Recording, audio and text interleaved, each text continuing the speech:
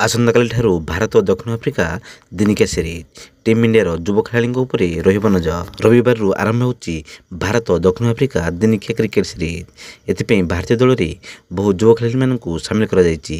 Series रे KL Rahul दलर नेतृत्व नेबे। दक्षिण आफ्रिका सह टी20 सीरीज बराबर रखिबा परे एबे दिनिकिया सीरीज हातेबाकू लक्ष्य रखिछि टीम इंडिया। दिनिकिया सीरीज पई भारतीय दल श्रेयस अय्यर, ऋतुराज गायकवाड़, तिलक वर्मा, संजू सैमसन, रिंकू सिंह भली युव बैट्समैन को सामिल करा जायछि।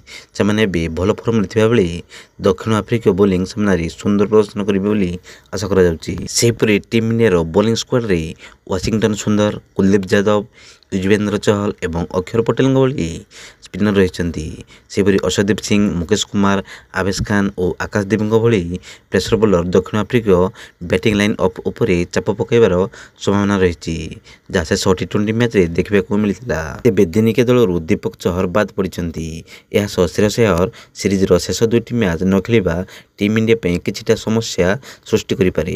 तेबे एमानक बदल रे दल रे केउ खेलाड़ी को शामिल करा जिवो से नै बीसीसीआई पक्षरु आगको घोषणा करा जिवो।